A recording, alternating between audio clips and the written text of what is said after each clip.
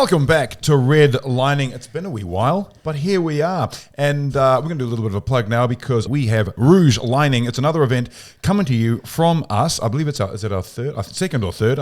It's our third. It's our third. Yeah. It's our third event. That's right. The second one was our birthday. That was epic. It's going to be epic. It's going to be amazing. It's going to be based around Moulin Rouge. So that is going to be fantastic. And if you're watching this in the future and you've already been, whoo, what a time. What a time we had. I've only just recovered. Holy shit. Holy shit. Richard, how are you feeling? I can't talk. I can't recover from that. Mate, that was 3 years ago and I'm fucked still. That was epic.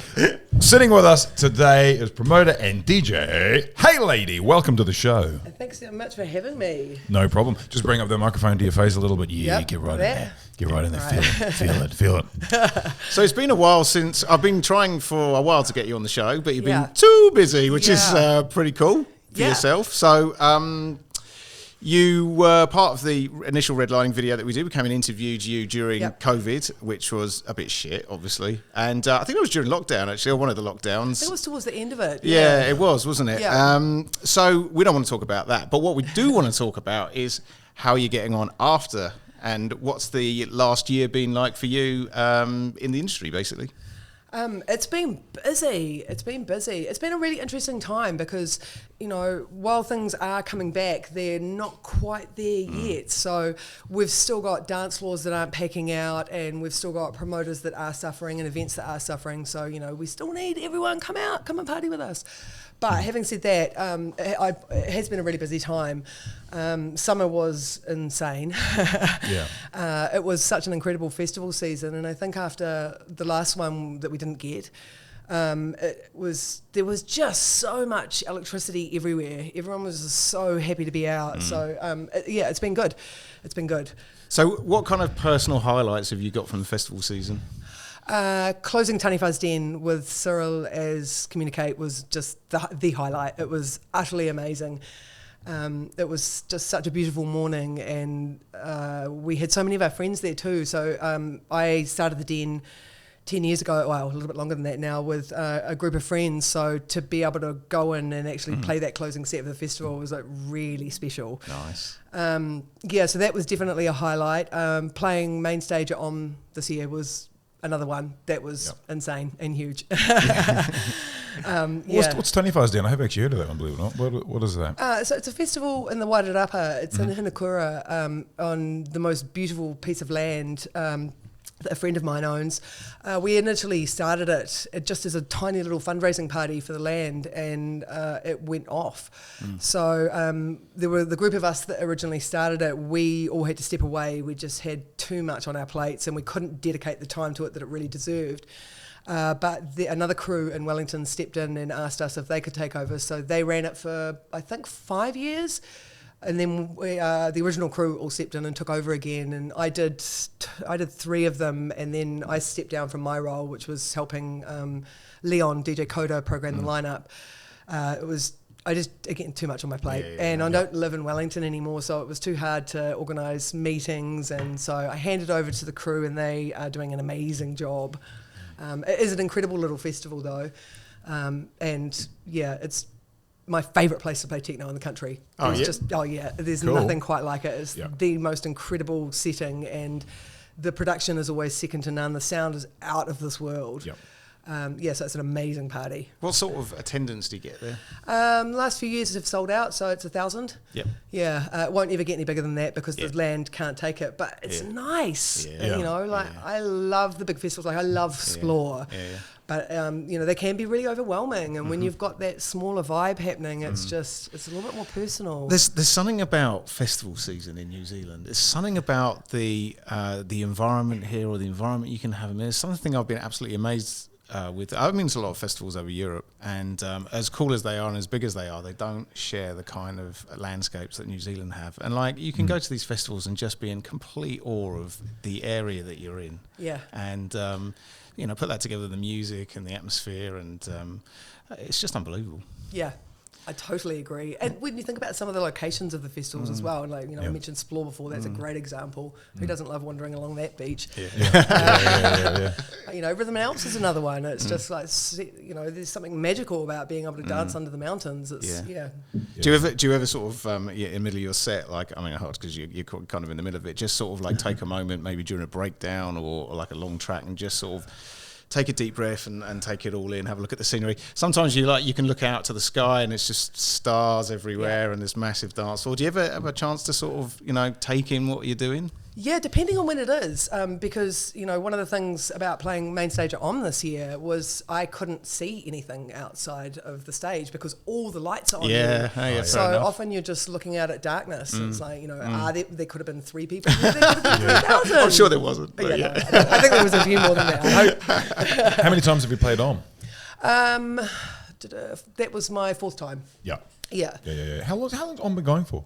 That's a good question. Yeah, I'm not longer than that. Yeah, about 6 or 7 years, I think. Right. Yeah. So fairly recent comparatively. Or something. Yeah, and when you think about it in that respect, what they've actually built over that time and where because it started as a psytrance party, and to get to where it is now, which is, it's up there. It's such an incredible festival, and the vibe is just amazing. And I love the fact that I can walk bare feet everywhere on site. Yeah, the site's amazing. I still wouldn't. Do you know the site is a deer farm? So, so at the top of the hill, when you sort of walk down, as you drive down to the site, you pass all these deer. Oh yeah. I did not know that. It's an amazing site. Yeah, the first time I came onto site, would have been a mid-afternoon. We drove in, and as we came around the corner, that first corner, you come down the driveway, there was just a white stag in the middle of the driveway. Just fucking looking at you. Just hanging out. What's going on? Yeah, chilling. Yeah. It's an amazing site, and that's the beauty of these festivals. Is like you say, a lot of them, sand base near the beach and everything, and it's just great to just sort of walk au naturel, not completely naked, but like barefoot and just chill, and it's a different world. It's pure escapism. Yeah, it's festival land. Yeah, definitely, and. We can all look forward to that in New Zealand. Hopefully the fucking rain will stop. Please. And hopefully we've got some money left over after all the petrol prices go up. Yeah, exactly. Yeah. So something you just mentioned there is Communicate. So this is a fairly new project you've set upon. Tell us about that. So Cyril and I have been friends for a while. And so this is Cyril Lawson. Yep. He is, in my opinion, hands down the best DJ in this country. He is just utterly incredible. We've wanted to play together for a while, and at a friend's birthday last year, he hit me up and asked me if I wanted to do a night with him at Ink, and we'd just play all night long. Yep. So the initial idea was that we would just, take half a night each. Yep. But as we got closer to the event, we were like, well, actually, why don't we just play back to back? Like, that'll be fun. So it was actually the first time we'd ever played together when we did the 6-hour set at Ink. Wow. So we just went 1 for 1 all night, and by the end of the night, we were just, we need to do this again. So Communicate turned from a night into it's us now. We communicate. So it's been amazing. There's something magic that happens in the booth when we get together. I've played a lot of back-to-back sets with a lot of really incredible DJs and DJs that I'm really good friends with, and we have a lot of love together. But with Cyril and I, when we're in the booth, we're one person. It's everything becomes telepathic. Like I trust him implicitly. Everything that he does is something or a variance of something that I would have done in that, and he'll say the same thing as well. So it's such a beautiful thing. When you say 1-to-1, you're going hour for hour, or you're going long set? One track for one track. We've got one turntable each, and that's it. We go. Yeah. Rad. Yeah. That's very cool. Very cool. So is there much communicating verbally in the booth, or you just kind of like, you're sort of one's mixing in and then you're sort of playing a bit with the mixer and the other one's mixing in. You just sort of go with the flow? Yeah, I mean, we do. There's elements like, there'll be maybe a track that gets dropped and you can't mix out until this point, or, things like that. But, or every now and then, I'll play something and, you should play that one afterwards, and we'll do that quite a bit. Yeah. But a lot of our communication is actually just body language and just, Have you ever done that and he's played something and you looked at him and you went, really? Really? You went there. You did that. Not yet. Not yet. Do you go back, well, if you're going there, I'm going here. I'm going here. Oh, Spice Girls. That won't happen. No, never. But no, that's the beauty of playing with somebody when you are one for one is that, you know, the energy is so high because, you know, you're not, when you're 2 for 2 or 3 for 3, you know, you get that opportunity to sink into whatever it is that you're doing, and then all of a sudden you start doing your thing as opposed to what we're doing together. So when it is just one track each, it's, you know, like you have to have that implicit trust. So do you find that you need to, not that you're not attentive when you DJ on your own, but do you feel like, because sometimes you can, as a DJ, I guess you can go to autopilot a little bit, can't you? But when you're sort of doing a back-to-back, you sort of have to fully be switched on all the time, you know, seeing what they're doing, making sure that, you know, you're complimenting them, not putting on something that's, you know, completely different or is not the right thing to do. Yeah, definitely. And I think also what happens is that, you know, like we talked about it actually, because when we play together, he plays a little bit tougher and my toughness comes down, so we sort of meet somewhere in the middle. And when I collect music, there's definitely things that I'm listening to. I'm like, oh no, that's HEYLADY, but that's definitely Communicate. And some things I will play with both, but there's, you know, we've developed a bit of a sound, and you know, it works, and we love it. Yeah, so that's cool. So what would you describe the sound as? It's of course it depends on the time of day and night, or where we're playing as well. That can be a big factor, but. We love techno. But we're also both fans of really wobbly, wonky bass lines and kind of crazy music. And there's a bit of, there'll be elements of like punk, and we'll play breakbeat, and there'll be all sorts, a bit of garage. It's a big mixed bag, and it changes all the time. When are you next doing a thing? This coming weekend, we're playing up at the Next Level Dome Party. So we're on before Antics, but I will not tell you when just yet because they haven't quite released the lineup. So I've been looking at social media and seeing those domes going up. Oh, they look amazing. Oh my God, have you seen them? No, where's this? So if you look on the Facebook page or their socials, they're building these domes. How many domes are they building? Is it a couple? They're putting 2 up. Yeah, they just look mental. They're just, I mean, it's going to be cool playing in them, I tell you. Oh yeah, I think so too. When I saw when they put the initial gig release out, and it was like, you know, 3D glasses when you walk in, I'm like, what are you up to? I can't wait to find out. No, that would be cool. Airplane mode, dick. Okay, let's try that again. Sorry, keep talking. As you were. Sorry. Because your sound is, you know, you have quite a variation to your sound. So, you know, most people may know you for playing techno. Yeah. But you also, because you're part of lo-fi as well, you do play some sort of more melodic stuff. Because your set at Splore this year was, I guess that was because of the time, was a little bit more melodic. Yeah, definitely. It's funny because my bestie, Becky, she dubbed me the Queen of Techno, and it kind of, everybody thinks I'm a techno DJ, but I'm not. Like actually, I mean, I love techno. I started listening to techno well before house music, but when I started playing, I was definitely house. Techno came along. I played techno a little bit later. It was hard in Wellington at the time because I was playing a lot of bars, and you can't play techno in bars. Yeah, exactly. So when I play, like I play 4 to the floor. So it's across the board. If I love it, I play it. I actually left lo-fi last year, but I loved my time with them, and you know, like I wish Matt and Owen all the absolute best. Like what they do is amazing.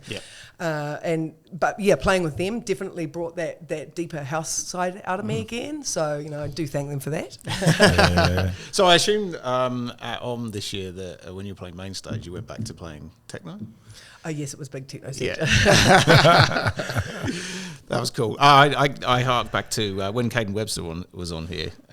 We talked about that set from Shipwrecked a couple of years ago where you played after him. Yeah. I remember talking to you about this in our interview, but that being like one of my most memorable sets of yours. And I think it was just because it was him followed by you. It was just like 4 hours of like the best fucking music, I think. That's awesome. I'll tell you what, doing the shows ruined me. I went to a bar on the weekend. I think it was Sweet Shop. Used to be Sale Street. And it was, I'd forgotten what they play at bars. And it was just like early 2000s, like bit of Drake, bit of this, bit of that, just mixed in together. And I was like, this is terrible. I just couldn't feel it. I wasn't feeling anything anymore. You know, this whole situation ruined me. And I just need techno, drum and bass, something even more. It's because we've converted you, I think. Converted completely. Can't say I was actually 100% into that music anyway, but now it's just I don't get it. I'm watching people dance, and it's funny when you go to a gig like that, everyone's moving. You know what I mean? When you go to like or anything like that, and you go to everyone's moving. But when you go to a bar now, if they're playing that type of music, like that classic bar stuff, everyone's just like, if you're lucky, or a little bit of occasional foot tap. You just need to go to the right place. I wouldn't know where to go. I mean, obviously you can go to places like El Bruto. Remember to go on the 29th of July to the Redlining Party, and Mothership and places like that, which are great. But they don't start till a little later. You know, so bars, different. Interesting. I went back in time, hated it. Bring me back, please. Yeah. That's good. So, so what have you got coming up then? So you've got the gig coming up, and you say you're pretty booked out for most of the winter? Well, I was saying to you earlier, I took a couple of months off after festival season. I definitely needed a bit of a break and some time out just to sleep and not travel. So I played my first gig back at Fitzroy for the Lucid Underground crew last weekend, and I'm going to say it was such a good party. It always is there though, isn't it? But like there was just something magic that happened on Friday night. It was like, like an actual dance floor in Fitzroy, like everyone screaming, and it was so much fun. It was such a good night. Everyone played so well. But so on this weekend, then next weekend, Cyril and I communicate again down at Neck of the Woods with Bosnich and Her, who is Rans and Courtney Lee back to back. That'll be my birthday party. Nice. Yep. Cool. So it's a nice little birthday party to have. Nice. Then I have something on the weekend after that, but it hasn't been announced yet. Then the 21st is a really important and special one, actually. I'm playing a fundraiser for Empower Me. Which is run by Tamara War, and it is all about helping women who are survivors of sexual trauma. She does incredible work. I know Tamara well. I used to study with her. Oh, did you? Many years ago, Unitech. Yeah. Hi, Tamara. Hi, Tamara. It's been a long time. Cool. So there's a whole load of us ladies all getting together and donating our time to play for free. So that's cool. So where's that? That is at Ahu. Yeah. Which I haven't even checked out yet. Neither have we. No, we haven't. No. It's terrible. Really. We really should get down there. We should get down and have a look. Yeah. That sounds cool though. That's really good. So what's that on the 21st of July? Yes. Yeah.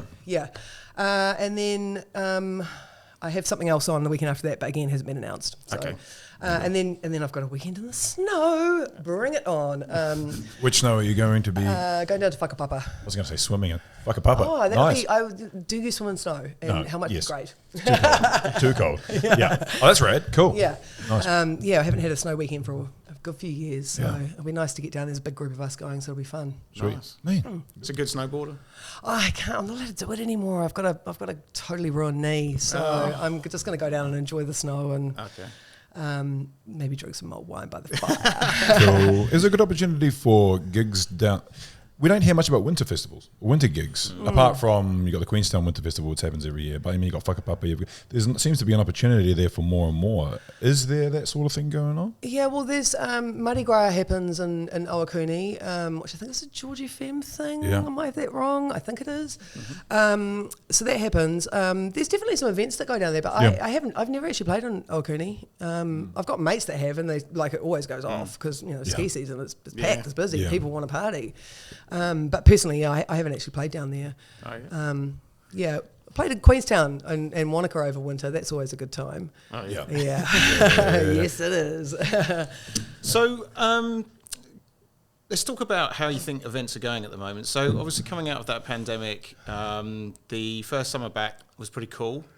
But over the last couple of months, what's your opinion of how events have been going? Do you think attendances are coming back? Do you think they're holding off? How do you think they've been doing? I think they are definitely slowly coming back, but it's been hard for a lot of our promoters. I had a chat with MC Tali a couple of months ago.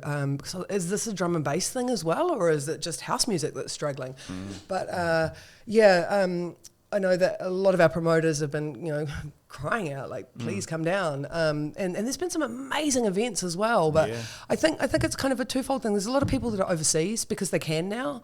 There's, I got so many friends that have been really sick as well. It's just so many bugs going. Do you think? I think that's the rain's fault too. I'm going to blame the rain for that. Let's blame the rain for everything.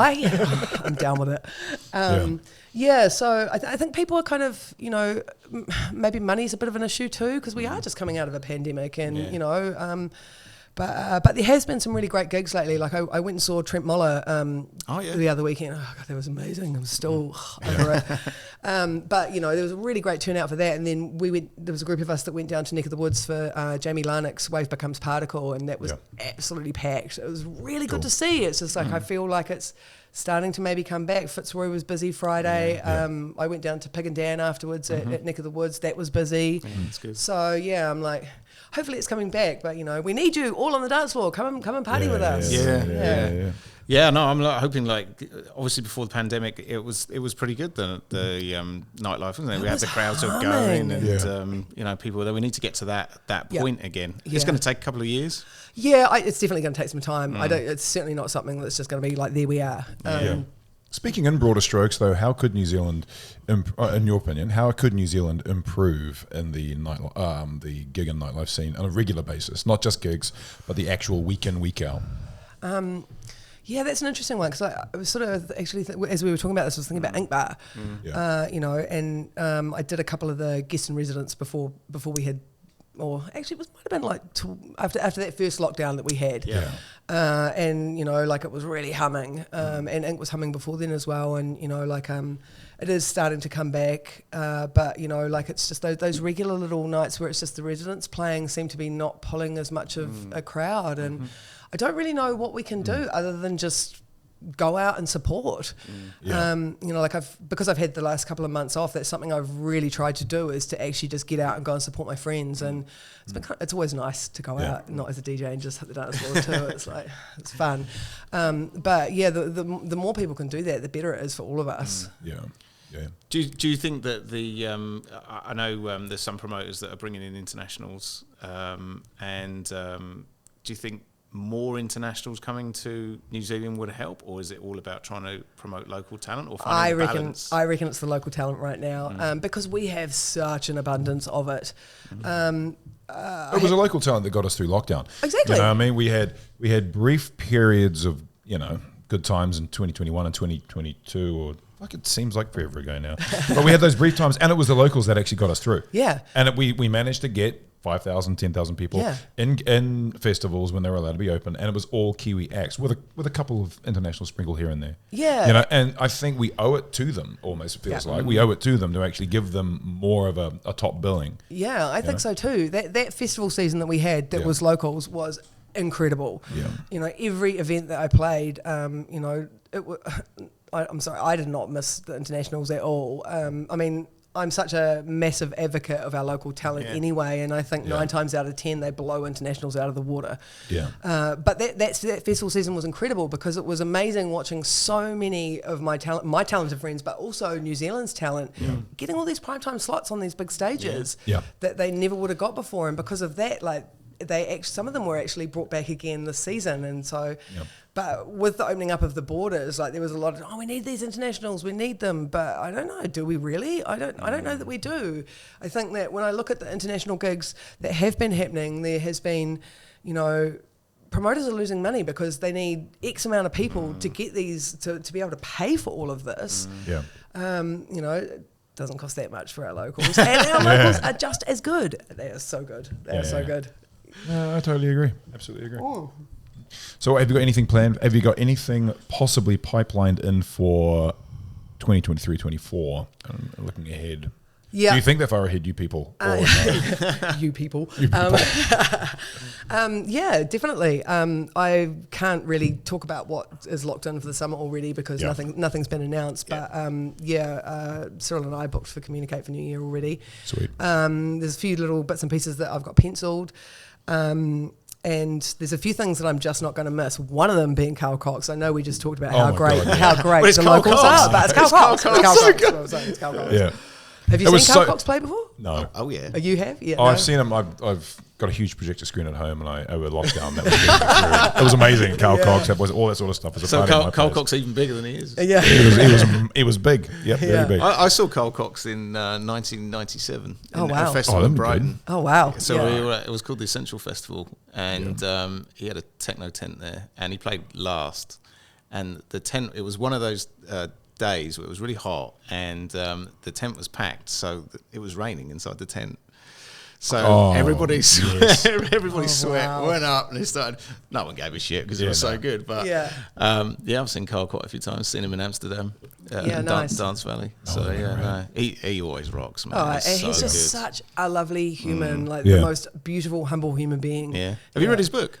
No, I haven't. So I recommend that. It's Yeah? really cool. Yeah, Oh, I read his book recently because he's. Obviously, I bang on about one from Brighton, but he used to he used to throw underground parties in Brighton, like house parties, and that's where he started. And he bought his own like PA system that he used to hire out and take up to London as well. Yeah. Like he just sounds such an interesting guy. Yeah. Check out his autobiography. I will. It's really I will. cool. I do love a good autobiography. Yeah, no, that's really good. It's great to see him back. Come to New Zealand. I mean, that's an unbelievable. And the great thing about festival. that event too is that because Cam Harris is so good at getting so many, it's full of locals with a couple of internationals. He does a great job of it. I've played a couple of Sonorous events and they've just been awesome every single time. I've had such a good time. Yeah, no, it's unbelievable. So that's good. Coming out from the pandemic again, I remember you talking to us about you were kind of full time as a DJ. Is that correct? Yeah. And then you had to sort of like find some alternative work. Do you feel that you're going to get to a stage where you could actually the DJing thing could be your career again or your full-time job? I don't think. Well, funnily enough, because I swore that I would never work in a corporate environment. And then just before we went into Red Light over that summer, I put a post in a group chat with some friends and I need a part-time job because I can't survive. And a mate of mine was like, I need a marketing coordinator. So I've actually got a really great job and I love it. Sick. Yep. And it basically pays for all the things. So now music can be on top and music has now become my passion project again. And as much as I would love to be able to work in it full-time and dedicate all my hours to it, it's so hard in New Zealand, and even before the pandemic, it was hard. Like I was definitely surviving, but I wasn't really thriving because it's unless you are in the top 40s, and you're touring the world, and you've got hit after hit. It's really hard to work as a musician full time in New Zealand. I really loved it, and I'm really glad that I had the opportunity to do it. I'm super, super grateful for that. How long were you doing it for? Like full time? Yeah, how long did I do it for full time? I did it for about 3.5, 4 years. But that was the second time I'd done it full time as well. I did it about 10 years before that full time. But that was a bit harder as well because I ended up playing in bars and playing music that I didn't like, and it became a job instead of something wonderful. It's like a chore, isn't it? It's like it should never be that. It should never be that. Do you feel like now you've struck a really nice balance between sort of like having that kind of day job and the DJing's like you can get your passion back for it because you're not constantly worrying about where the next job is because it's that's not your main supply of income. Yep, you just nailed it right there. Yeah, I don't have to take gigs that don't work for me anymore.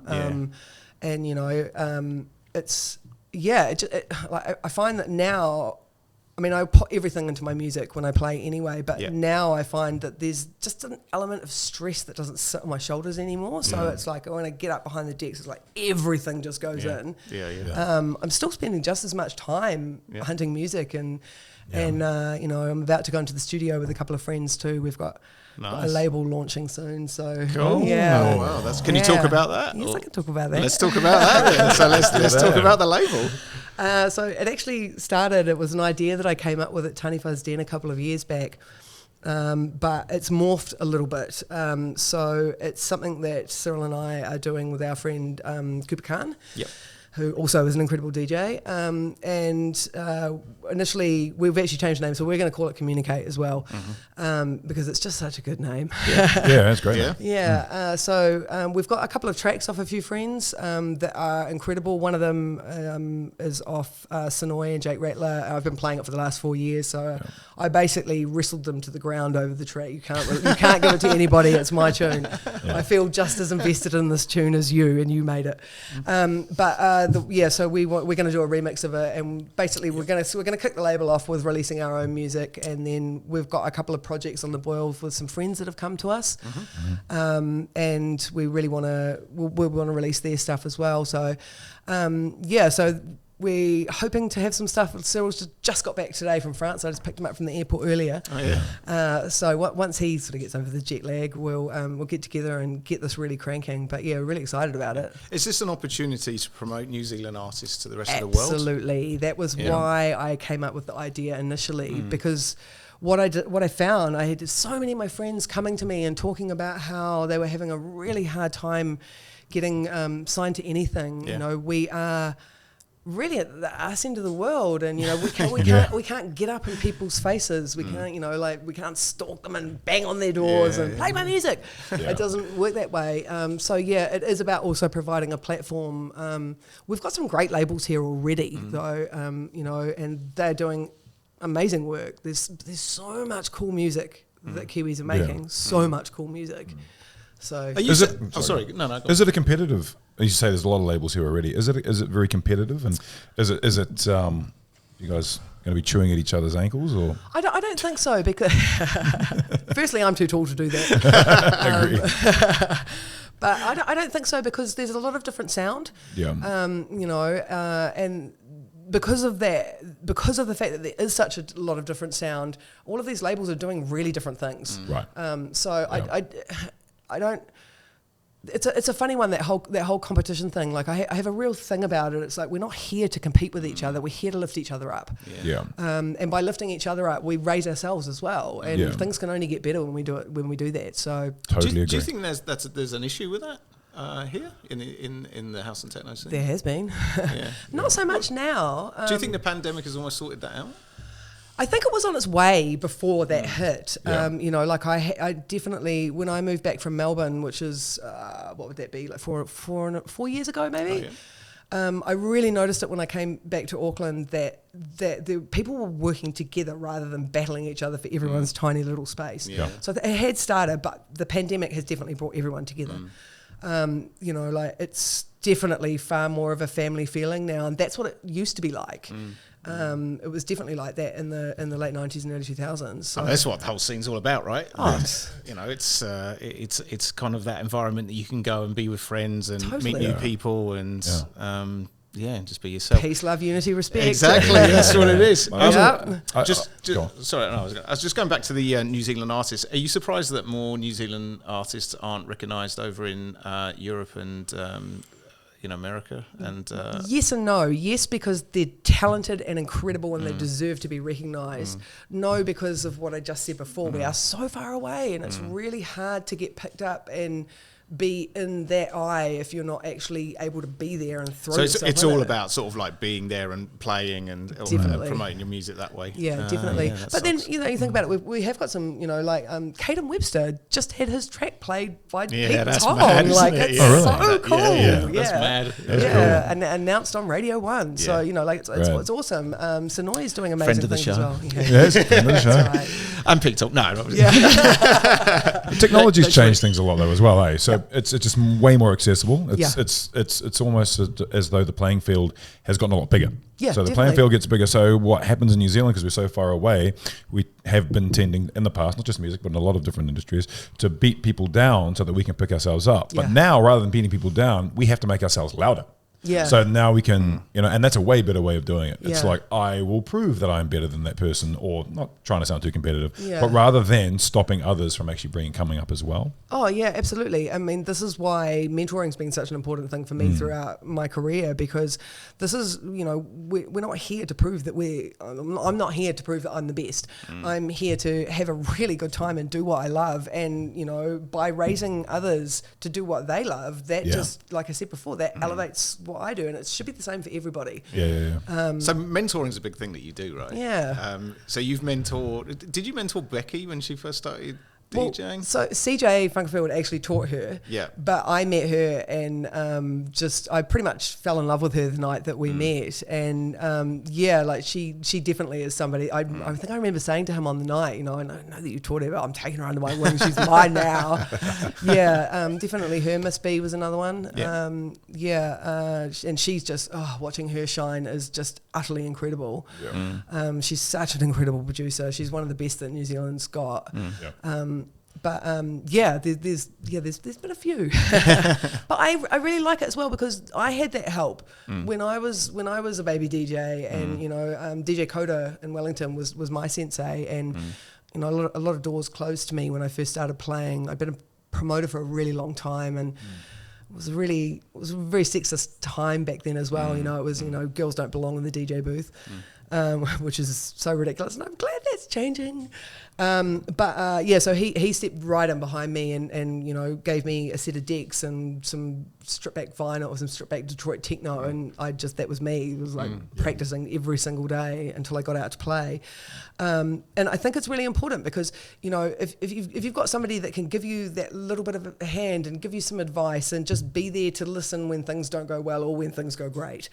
It also it helps to open doors. When you're an unknown entity, people don't want to book you because who the fuck are you? Yeah. But when somebody who is a well-recognised name is saying, hey, you need to check this person out, then that helps. It certainly helped me. Well, I think also it's if you don't bring through fresh talent, then the scene gets stale, and you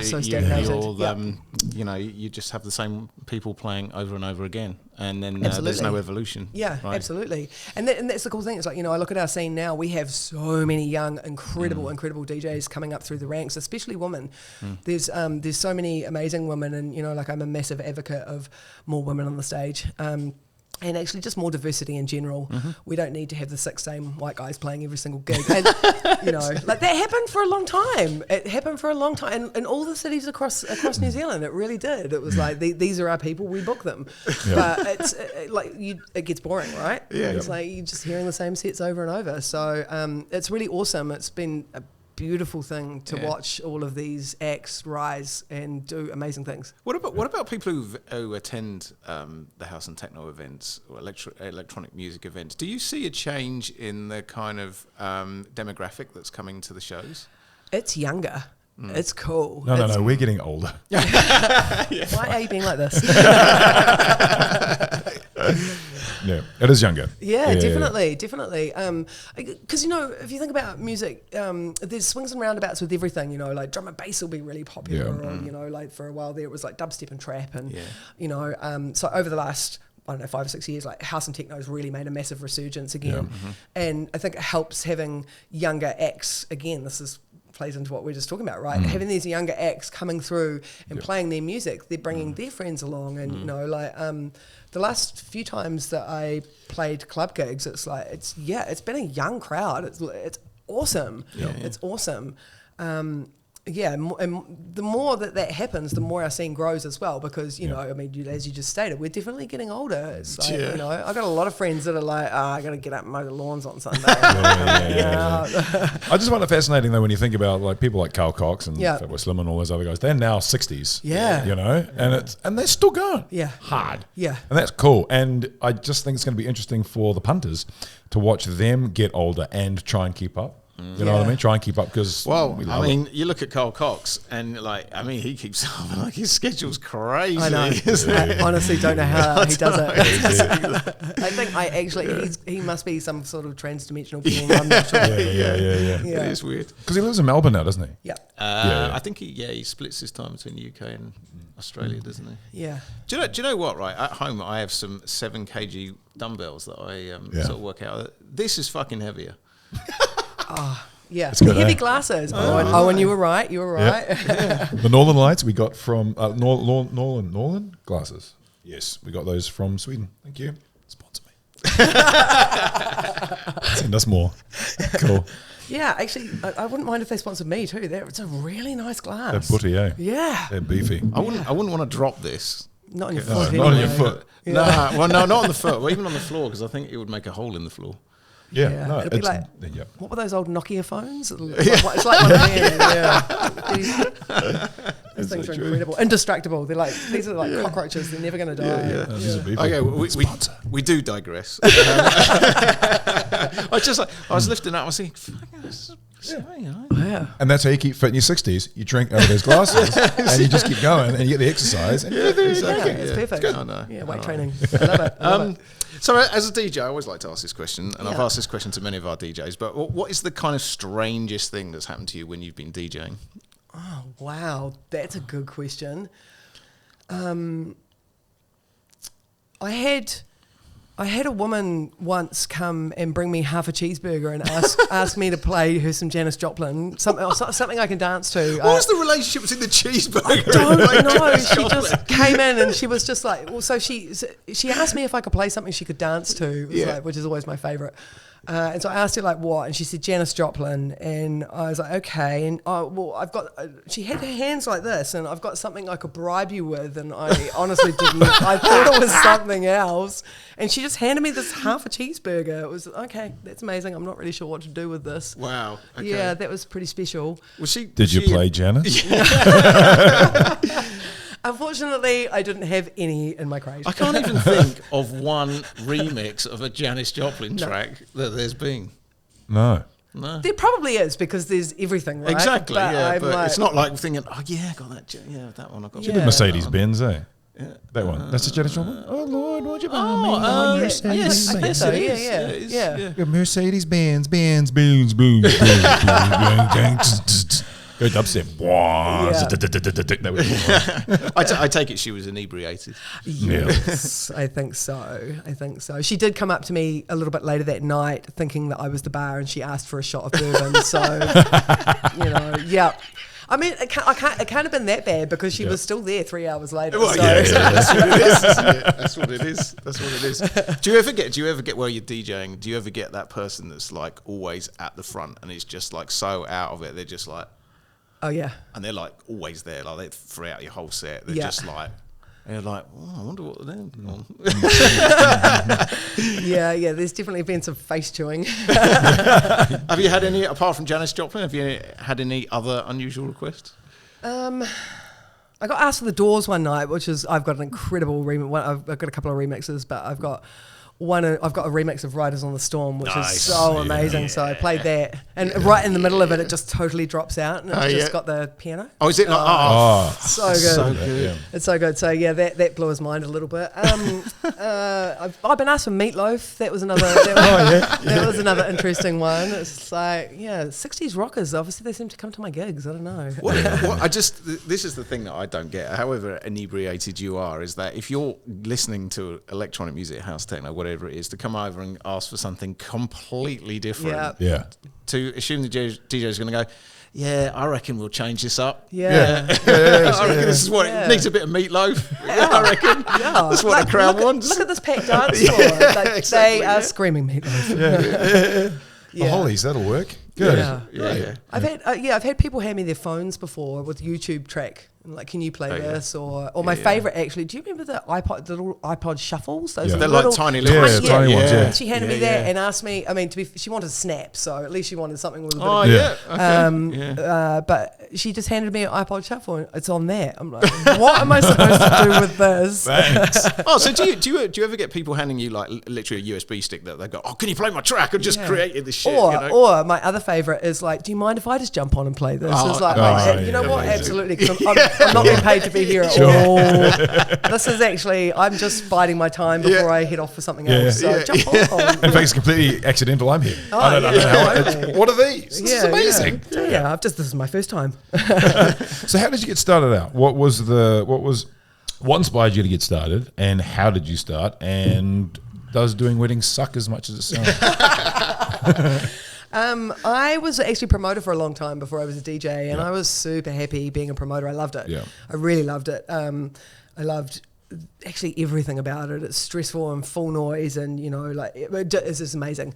And I did that for a really long time. The reason I started playing, I got my ass kicked by a really good friend of mine who lives over in Berlin now, Carver.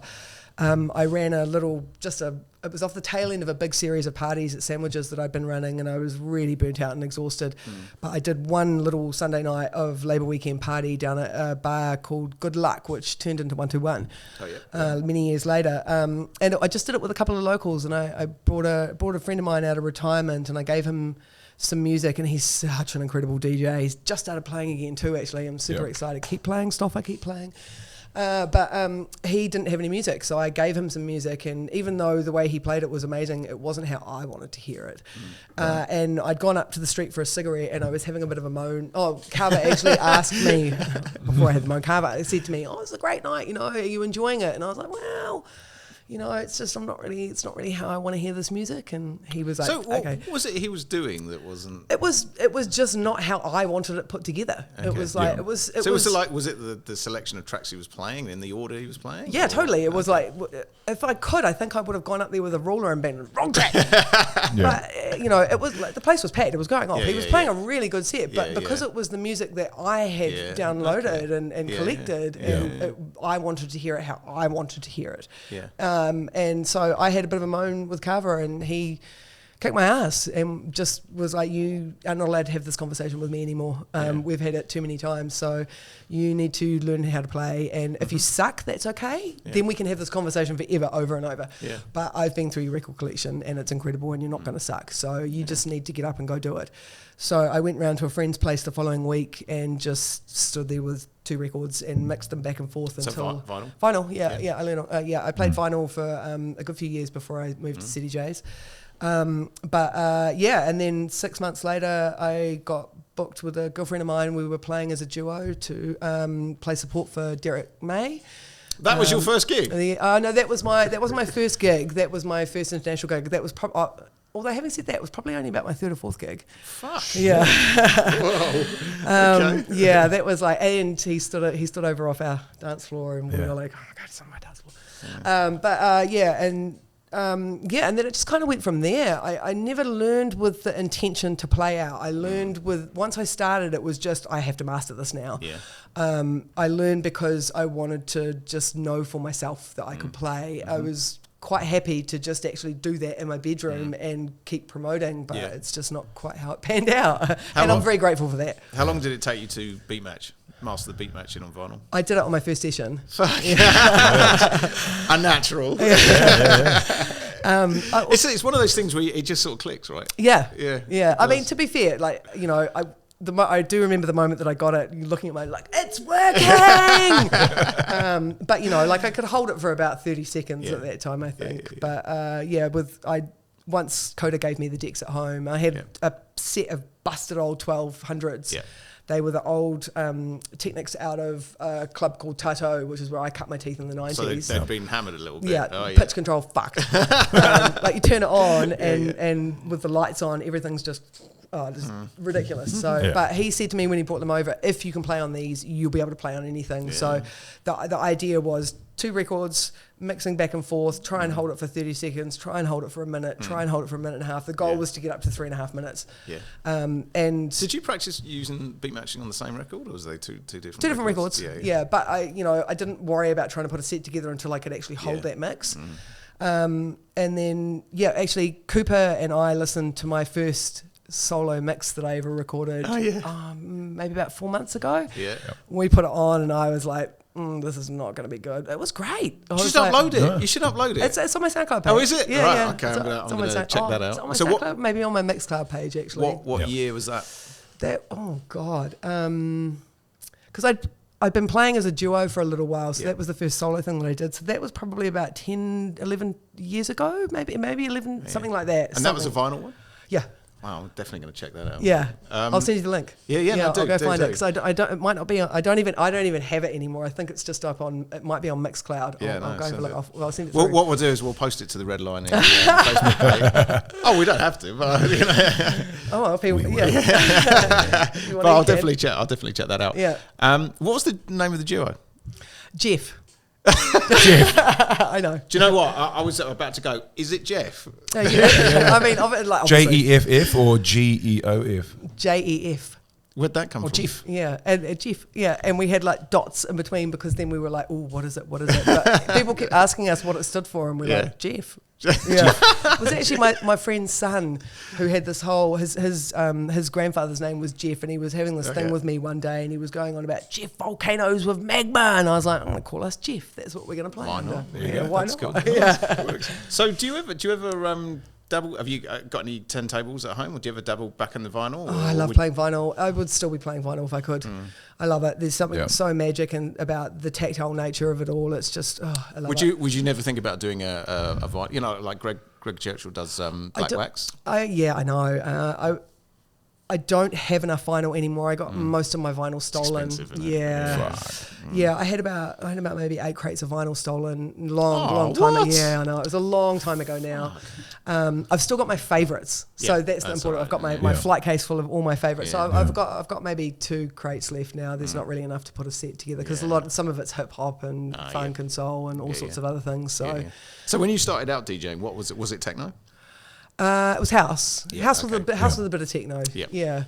The techno came later. I actually got booked to play a gig in Wellington. And I'm trying to think of it. Emergence, that was the name of it. These 2 Irish boys came out and they were like, not enough techno here. So they asked me to come and play, and they were like, "You can play house as well." I was like, "No, you've booked me to play." Here we go. Yeah, it was such a great night. But even most of my friends were like, "What the fuck was that?" There were a lot of people not expecting that. But so, without giving away any of your secrets, where do you find your inspiration for finding techno tracks, or where do you find the music? How do you source your tracks? Mostly through hunting. Sometimes I find things in mixes. Sometimes I've got a few friends of mine that, like when we get together, like, I found this tune. Yeah. Well, now that's my tune. But most of it is I just go hunting. I hunt on Bandcamp, Beatport mostly. Sometimes there's something in a mix that's just like, this is amazing, I have to have it. But a lot of the stuff that I get from places that I don't hunt personally myself it's through my friends. My friends have all got such incredible taste in music, and some of them make incredible music as well, which is even better. So do you is there any kind of artists out there that you sort of look towards to sort of, because you like them as a producer, or? Yeah, it's like there's a few that have sort of stayed with me right the way through, but it changes. Like current favourites are definitely I loved her. She's just amazing. Pig and Dan, I think probably one of my most played producers. I love me some Technasia as well, because there's just something about that driving tech. There's all sorts of others, and I can't think of any of them right now. It's always the way, isn't it? It's always the way. I like... what the fuck? What's that guy's name? The other chick, she's great too. Yeah, no, that's fair enough. No, it's interesting because you can spend a lot of time trying to source, well, not trying to source, but like listening through a lot of music. There's so much music out there. I reckon for every 1,000 tracks I listen to, I probably find about 6 or 7. I reckon that would probably be the ratio. And when you sort of play, when you're regularly playing out, how much do you? Obviously, you don't plan your sets, but how much do your sets differ from week to week? It sort of depends where I am and what I'm doing, and also what's gone on before me. They do differ. Sometimes I get bored of music really quickly, but then other times there's tracks that completely stay with me. And so Technasia's remix of Figaro and Abando, The Messenger, is my all-time most played tune. I don't know how many hundreds of times I've played it during sets, but I just cannot get enough of it. Every time I play it, my hair's on end. It's like so good. I've got a few, like sometimes tracks will stay with me for a season, and then it'll be okay. You've actually played that quite a bit now. You've got to move on. Let it go, Mel. Let it go. How much improvisation is there? All of it. I don't plan anything. The only time I will ever plan anything is so when Cyril and I play and we will do an intro. So we'll have something. So there'll be so when we started our Tani Fuzz Den set it was Close Encounters. So we started with that. That was awesome. Nice. We'll quite often have an intro. So, but then if we're playing in a club and we're coming on after someone, it'll just be mixed out. I have an idea about what I want to do because I'll always have some new tracks that I want to play and I want to hear them on the big rig. But I can't plan. I don't see a way that you can plan your set and hold the crowd in the palm of your hand. Because what if you've planned something but the night goes differently? How can you step up with that plan? Like, how can that work? I understand having a bit of an idea, because I always have a bit of an idea. I know that there's some stuff that I am playing and that's the end of it. And I'll make it work. But, you know, you're like, listening to this, whether you like it or not. Exactly. Now dance. But yeah, so I had a friend of mine on Friday night, you know, what's going to be your first track? I'm like, fuck, I don't know. I'll know when I get up there. I'll know when I hear what the last track is. I'll know where I'm going to go from there. Well, you don't know what the DJ before he's going to be playing, right? Yeah, exactly. You know, it's, you can't sort of be going, right, I'm going to play this track, and it's miles away from what the person before you is like their last track, and you go, whoa, that's a bit of a jolt. Yeah, and I've seen DJs do that. You know, like I've seen DJs drop the BPM by, and I want to do it like this, and then your floor is just gone. That's a little bit arrogant as well, isn't it? When you go up there and the DJ go, right, I'm just going to do my own thing. Down it comes. So I went. There was a set Shipwrecked a couple of years ago. I won't say what stage it was, and I won't say who it was, but it was a DJ playing who absolutely smashed it. Yeah. And the crowd was just lapping it up, going off, absolutely amazing. And then the next DJ came on and literally stopped the track, got on the mic and said, well, that was good, but I'm going to play something a lot slower. And he put on this really weird Western country remix, weird shit. And most of the crowd left and went to another stage. Yeah. I just thought it was a bit strange. Yeah. I thought that it was completely arrogant and sort of kind of read the room. But also I have a bit of a thing about that, because it's not just about reading the room. What that tells me is that you are more important. You deem yourself to be more important than anything else that's going on around you. You are not invested in this event. You are invested in yourself. It's a really selfish way to play, and I understand. Like, you know, I mean, obviously sometimes it's a necessity there, you know, like you've been booked, you're playing this live set, and sometimes the programming can be off, and you know, stuff like that does happen. However, most of the time it is a personal choice to get up and do that. And I think, you know, look, we've all been put in a position where we've got to potentially, this isn't quite what I was expecting. You know, like I've got on at gigs before and we're on 132 and it's 7 p.m. It's like, what am I going to do with this? You know, and it does happen. But, you know, the mark of an amazing artist is that you get up and you do it and you hold that, and you know, you move forward through that. You don't tailor it specifically to be exactly what you want, because that's not how it works. So that being said, how much music do you know to take, or do you just take everything? I used to take everything because I used to play on Serato. But I am on USBs now, so I have the way that I tailor my music. I have all of. I do, because I was on Serato for so long and I had my computer, like everything at my fingertips. I organise my music by event, and so now that I only switched to USBs just over a year ago. Oh wow, okay. So it was interesting trying to work around all of that. Like, but at least you only have to take a USB in your headphones now. Oh my gosh!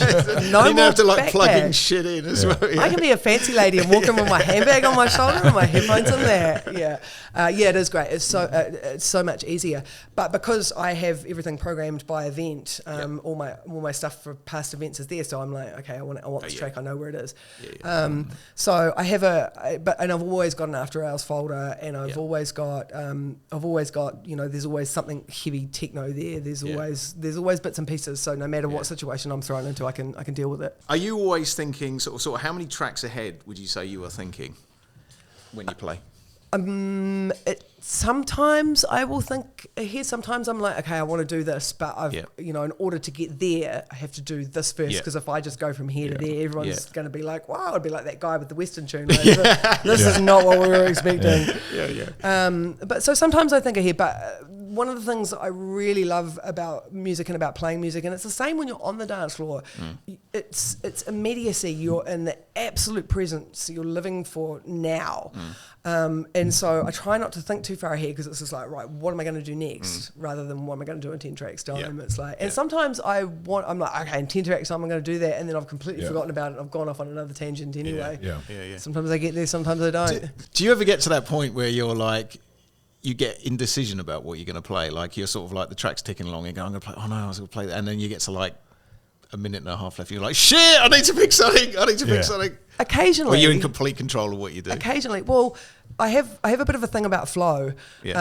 So throughout my years of playing, I have a routine that I can go through before I get on stage, so that when I get on stage and put my hands on the decks, I'm in flow. And when I'm in flow, I don't even think about it. It's not a slap in the face like Norman Cook, is it? No. Yeah, true. Did you see that? So like Norman basically, so when we interviewed Norman, Fatboy Slim, he said he always gets his manager to slap him in the face before he goes on stage. Me and Daryl were like, oh yeah, like that. So we were backstage with him, and he literally he did it. Oh my god! It was two-handed too. Slap. And he's straight on stage after that. I'm like, oh shit. It's. The reason I say that is quite a unique way of preparing, but it's the same as preparation that you say 100%. To get in the zone. Yep, 100%. And like I know musicians that are backstage, and I mean they might be slapping themselves in the face, but I've like know a couple that are like jumping up and down and like fucking yelling, and it's just like whatever it takes to get you in that state, to be up on that stage and engage flow instantly. Because then you don't think about it. Then everything it's like something channels through you. It's just you don't have to think. I'm gonna play this and this and this and this. So you sort of changed from being Mel into Hey Lady, somewhere sort of walking to that stage. Yeah.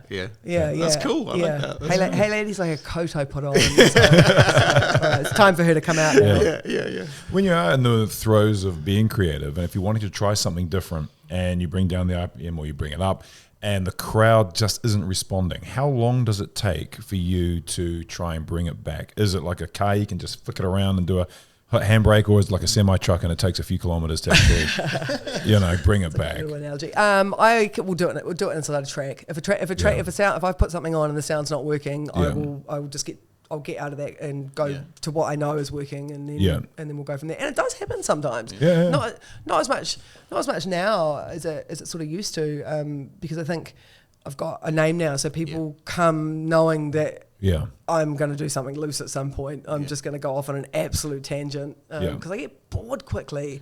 So I get bored of the same sound. I don't want to be standing here listening to deep house all night. I don't want to be standing here listening to hammering techno all night either. No. Like I want variance, and so I think because that's what I want on the floor, that's what I want to play. Otherwise I get bored playing that too. So people know they're coming for a ride when they come to see me. I think it's really important as a creative.